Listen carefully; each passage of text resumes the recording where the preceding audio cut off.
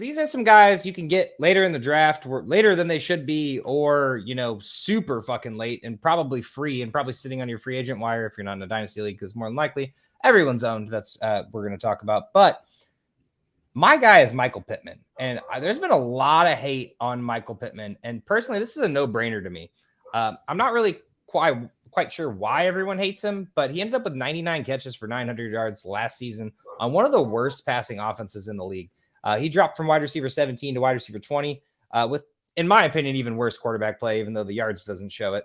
But while he's being drafted at wide receiver 34 is a bit beyond me. Yes, I understand. Richard's raw. He's a mobile quarterback, but why would his slot receiver take a dip? If this was Deshaun Jackson in his prime, I'd be like, yeah, I don't know if Pittman could throw that deep ball. But Pittman is going to be Richardson's bread and butter over the middle of the season. In my opinion, will probably have the best year of his career, which has only been, 2 good years so far. But Colts currently have the 3rd easiest strength of schedule this year, and Richardson is already named the starter. And to keep that starting job, he needs to win games. I'm not saying that the Colts are, going to bench Richardson by any means, but if he goes out and loses 7 straight games, they're going to look at it like Malik Willis did last year, which is a little bit different scenario because he was the backup. But they will bench Richardson if he plays like shit. That team and that town is not going to let Richardson run around and have fun without throwing the ball. As all these GMs keep proving by not paying the running backs, you don't win games without a pass offense. So Richardson may still be a little wild, but I personally think Pittman is the way of him getting easy yards and getting those yards after the catch. And I am super excited about Pittman. His ADP currently way past that dip we talked about at wide receiver 35. You're getting guys like Pickens, Marquise Brown, Gabe Davis in this range. You're getting the number 1 wide receiver on a team with a new quarterback who is going to develop this with this. And I'm not saying Alec Pierce and Josh Downs aren't going to get theirs. And I can understand if you want to buy them instead of buying Michael Pittman, but I think you're dumb because I love Alec Pierce, but he played a few games and Josh Downs hasn't played an NFL snap yet. So I can't believe you just call me dumb, Josh. Sorry, Joe. Jeez.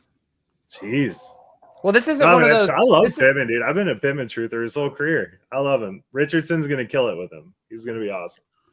Yeah, this isn't one of those, I'd rather wait a couple rounds or wait 6 rounds and draft the stud on the team. This is the stud on the team. I mean, you can grab Alec Pierce in the last round of the draft and hope and wait. And I agree you should do that if you didn't get Pittman or, Josh Downs and hope that his rookie year turns out good. But at the moment, two 1,000-yard years in a row, essentially. And I mean, the touchdowns aren't there, but that's because he's a slot guy. He's not the jump ball guy, even though he should be. He's 6'4". I don't understand why he's the slot guy. It makes no sense for me. I do feel like people are going to be drafting Michael Pittman as a flex player to potentially their wide receiver too. I don't know if this is necessarily a stash, but I mean, I do appreciate you bringing him up because I think he's being overlooked by a lot of people. Yeah. He definitely needs to be highlighted. He's going to have a great year. I'm just going to jump into my next layaway. I switched it up on you guys a little bit. It was actually Alec Pierce, and Josh called me dumb for this just now. So I think, Alec Pierce is wide receiver 67, guys. You're picking him up your last pick of the draft. You're just keeping him on your bench. I think his skill set goes very well with Anthony Richardson's skill set. We've seen it in camp a couple times. We've seen the highlights of the deep ball to Alec Pierce. I think in the preseason game, they had one they just missed on. So Alec Pierce is a guy that I am loving getting as like wide receiver 6 and hoping he develops into more of like that Deshaun Jackson type of player. I'm not saying he is Deshaun Jackson, but if you have to put him in on Thanksgiving Day when you're drunk and your whole team's injured and he puts up 2 touchdowns and $150, you'll be very happy. And I think that's the type of player he is. Alec Pierce is a draft king. Like, he is literally the draft king of DraftKings because he is one of those guys you can get for the $4,900. You're trying to fill out your roster, need a flex player that's going to fit that. Alec Pierce is the perfect guy for that. I do like the idea of stashing him on your bench, though, for later, just in case this offense shakes out differently than we might think.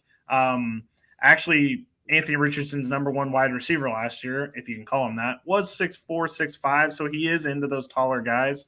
And, yeah, I think this is a decent stash, even though you might be an idiot for it, Joe. I apologize, Joe. I did forget that you had Alec Pierce on there. It was not a I personal didn't have attack by Alec any Pierce. I means. changed it because I was going into the JSN stuff, and I'm like, I think I'm out on Seattle completely. So, Jeez. It's fair. Billy, what do you got, man? What do you want? Who do you want to talk Okay, about? well, I was gonna put Josh Downs, but you're calling me. No, I'm just kidding. I don't have him. All right, I'll get into my first one, and it is Devin Achane from Miami. Look, you know who has been the real winner of these signings so far? Devin Achane. He is not going to get usurped by Dalvin Cook. We're not going to have a suspicious Zeke Elliott flying down there. Leonard Fournette is still out there haunting someone. We don't know who it's going to be just yet, but I have a feeling it's not going to be Miami. Look, guys, the thing is, Raheem Mostert does not last the entire season. It just doesn't work out that way. And I do believe that Jeff Wilson is going to probably be the starter at the beginning of camp, but I think you can get Devin Achane just late enough in that 11th, 12th round, maybe even later, depending on how your draft's going, because not a lot of people's heard of the rookies yet. I think you can get a good value on him right now, and I think by the end of the season, Devin Achane is going to be the number one in this offense. I do think Mike McDaniel is going to love having a gadget like this on the team behind, with Tua. Now, the floor is capped a little bit, or the ceiling's capped because still got Waddle, still got Tyreek, but I think Devin Achane could work his way into this offense and be a very, very integral part of it. I originally, when I was thinking about doing this, I meant to just say all of the running backs for Miami because they were completely untouched by these two signings so far.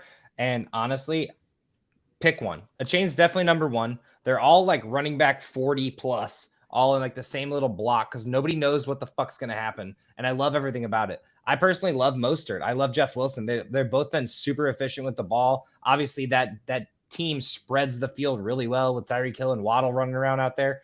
And if Tua's fully healthy, which we hope maybe we'll hear about that next week with our special guest. But at the moment, I want one of these running backs. I don't care who it is. I want one of these as my running back 5. I'm keeping him on the bench for the first 3 weeks. See how this running backfield shapes up. I think Achane's going to be more of the, week 4. So do not drop him if you draft him. It might not be week 1. Just know that it might be Mostert and he might run for 20 for 180 and you'd be like, shit, I don't need him anymore. No, you do, because this team can change in a heartbeat.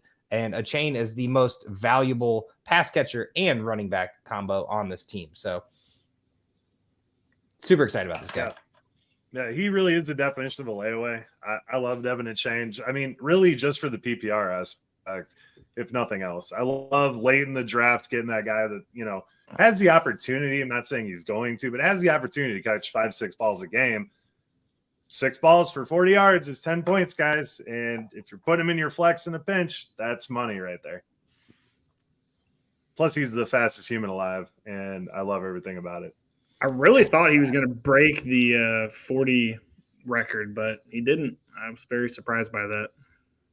I don't know if anyone can ever break that in the future. Well, I kind of feel bad because my layaway or my layaways aren't really like what you're looking for, Bill. We really need to define what we're talking about here, but I'm going to just talk about him anyway because I've just seen too much of this guy just go unpicked or picked stupid late for a guy who has the talent and, in my opinion, the starting job.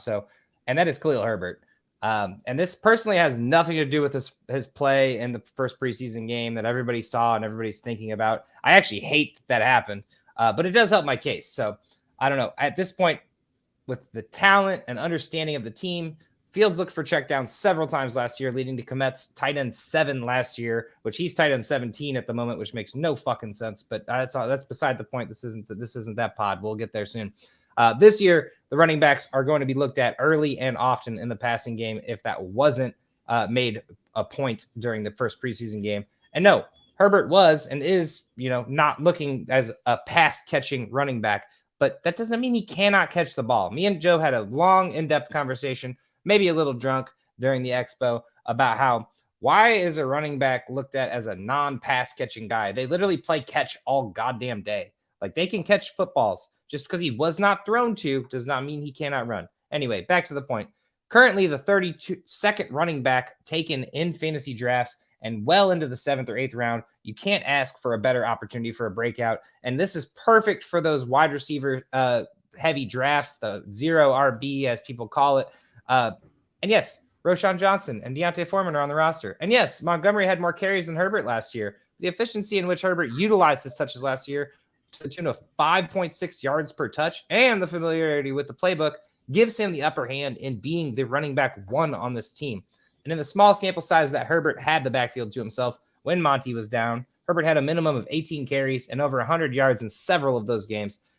He is the lead running back in this backfield until he performs poorly. Like, he does not, and he already showed, hey, look, I'm that guy. And with the boost to the offensive line and what you guys did in the offseason to Chicago, this team looks poised to keep a strong run game throughout the year, whether it be Justin Fields, Herbert, and then these other guys. And Roschon Johnson's a rookie. Let's calm down. I want to see it too. Someone offered me a straight up trade for Herbert and Roschon, and I had the Herbert side, and I'm like, why would I do that?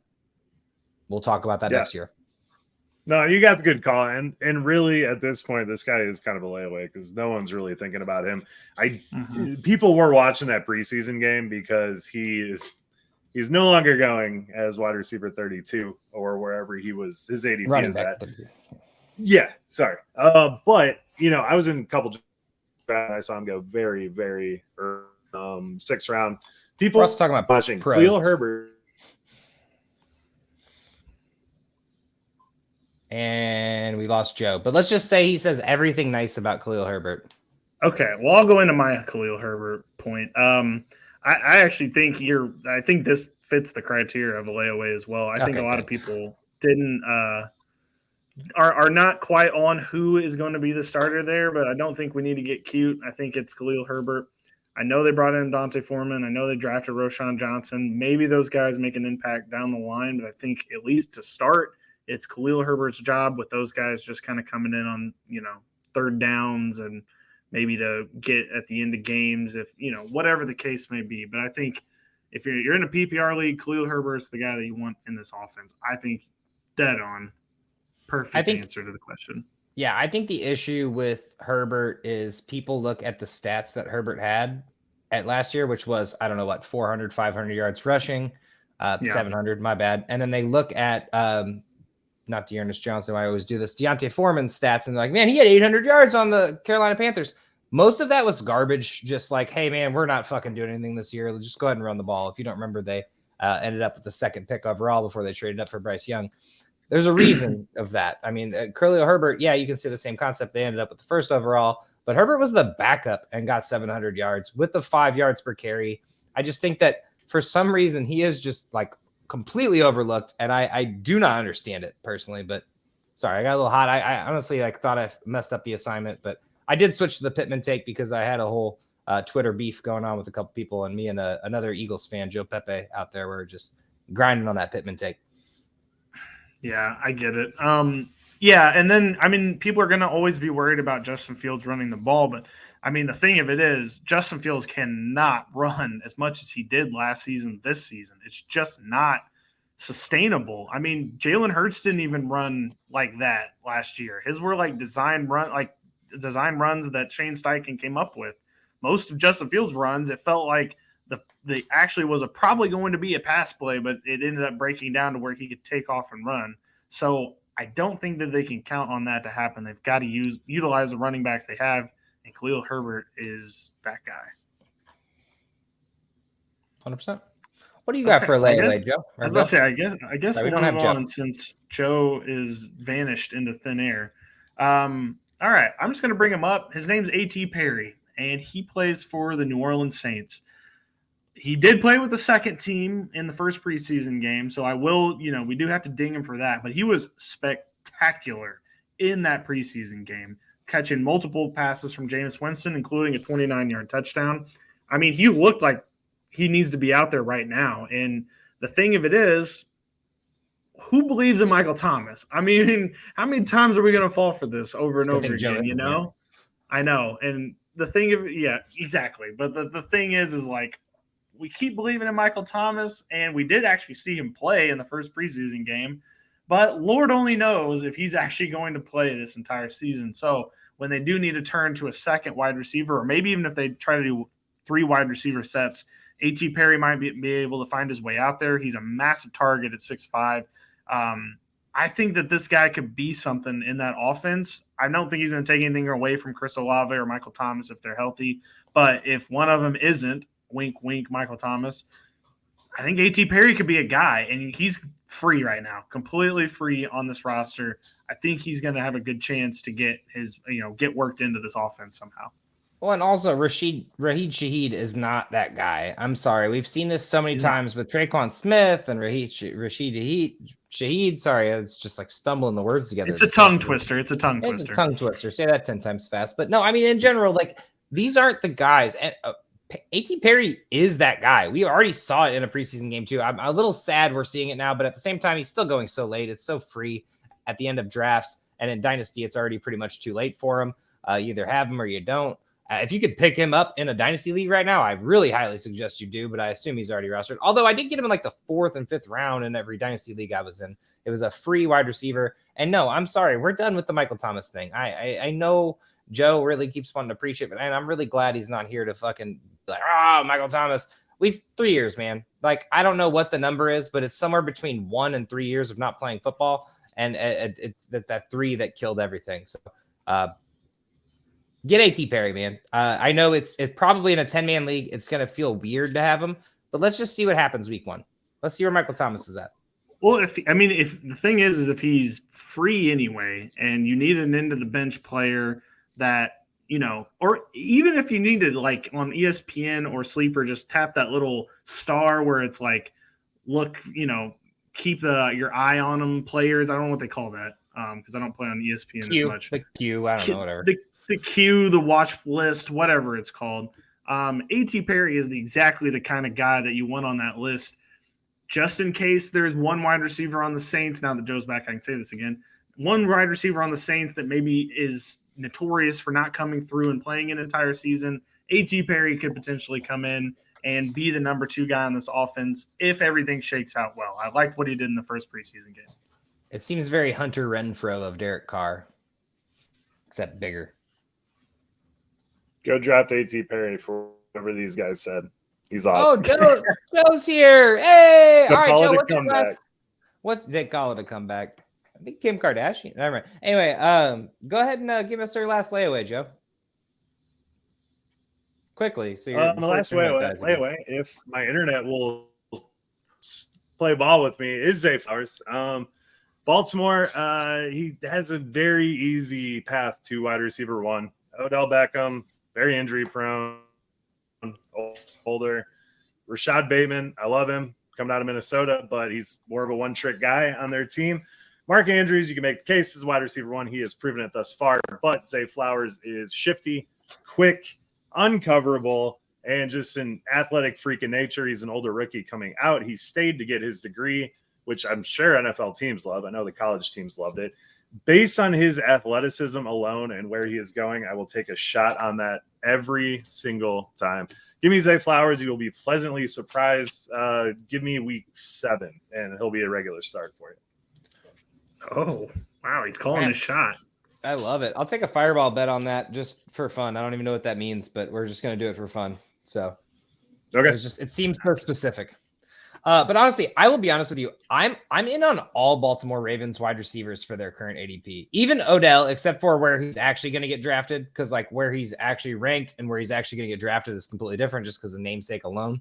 But if we actually get to wide receiver 50 and Zay Flowers, Bateman, and Odell are still there, I will add them to the end of my bench. They are an easy add for me. Like Zay Flowers, obviously the most athletic on the team. Bateman obviously had some injury concerns in the past. And Odell is more of a one-trick pony personally, but I feel like if he's actually ranked like 7 or 8 below the 2 of them, but he's going to go before both of them. So Zay Flowers is really the steal of the draft. But then honestly, I'm also in on Bateman. In our home league draft, Bateman went in the 19th round, mainly because we have position caps and obviously, but I mean, it was 6 wide receivers on each team, and Bateman still went in the 19th round. I mean, people are just so out on Baltimore wide receivers, which this is the first time they've actually had more than one. I mean, and really even one, if you want to call it that, because because Bateman back in the day really never worked out. And in the past, it's been, this one guy or that one other guy, and he might be good. And then we had Devin Duvernay last year. It was a weird ride for Lamar. But he has 3 wide receivers who at least can play a role in his passing game and support him. And they're so cheap. And I think it's because it's the mobile quarterback thing. Lamar can't throw, blah, blah, blah, blah. We've seen Lamar Jackson be a really phenomenal quarterback. If anything, he, other than Jalen Hurts, is probably the best passing mobile quarterback out there right now, unless you count Josh Allen. But I also count Josh Allen as more of a pocket presence guy who just runs up the middle once the pocket breaks down. So I don't know. Super excited about Baltimore's cheap ass wide receivers. Yep. Yeah. Nope, you're completely right. I'm in complete agreement with that. I'm a huge fan of Zay Flowers. His quarterback in college was god awful at Boston College. Watching him play football in college was just unfortunate because he was so good and his quarterback was so not. So, I'm very excited to see what he can do with Lamar this year. Like Joe said, all the coaches liked him because he did stay in college. He was a very great interview for everyone. So, it's an easy no-brainer. I don't think you're going to get anything, there's no injury bug or anything coming in, no Rashad Bateman situation. I like everything about this, and he's, a steal right now, just completely free almost. And it's exactly what Todd Monken wants, to get his guys into space and let them create, and that is who Zay Flowers is. You know who Zay Flowers reminds me of? And I'm not comping him to this as his play or anything, but just his overall hype coming into the draft. This is Justin Jefferson right here. And I'm not saying he's going to break out and be wide receiver 1 in the future. I'm saying his stock right now, pre-draft, is someone's going to draft him. He's not going to break out in week 1, week 2. Someone's going to drop him. He's going to break out, and then it's going to be a scramble drill to get him on your team, because that's exactly what happened with Justin Jefferson. I don't know what week it was. Maybe it was 2, maybe it was 3. I actually had Justin Jefferson year 1 in one of our redraft leagues and dropped him like an idiot, because I was like, I didn't do it. And I will highly suggest do not fucking do that with Zay Flowers, because there's a very good chance that we do that again. Not saying once again, Justin Jefferson, obviously, Randy Moss said he's the best receiver in the league, and he's absolutely right. He is. So naturally, do not drop Zay Flowers week 2. Glad he could break that news for us, that Randy Moss. He's a saint for saying that. Okay. Well, King of interviews himself. Yeah, ain't that the truth? So that's our stayaways and layaways. I do think there's another layaway in Tank Dell. We didn't even mention him, but he's getting so much hype right now, I don't think we need to even mention it. What he's been doing throughout this preseason, like the Texans brass is making sure everyone knows the name Tank Dell, so we don't even have to do that one. But he is a good layaway as well. Pretty free player there. All right. This was a fun week, guys. Post Expo is like the most fun I have talking about fantasy football. This is just like one of the most magical times. Right before the draft start, just got done with the Expo. We got preseason football coming in. We got DraftKings lineups flying out, even though it's preseason and nobody knows who the hell's even playing. It's a fun time right now. It's just the best time for, like, the Fantasy Football Expo means football is around the corner. I mean, we're still 2.5 weeks away from actual live NFL football. Actually, 3 weeks, because it's Thursday. So 3 weeks away from real live NFL regular season football. But I just love that it's this close. I can taste it at this point. Best time of the year. All right. Joe, on a delay, can you get us out of here? Good night. Send me internet, please. I need it. Bye.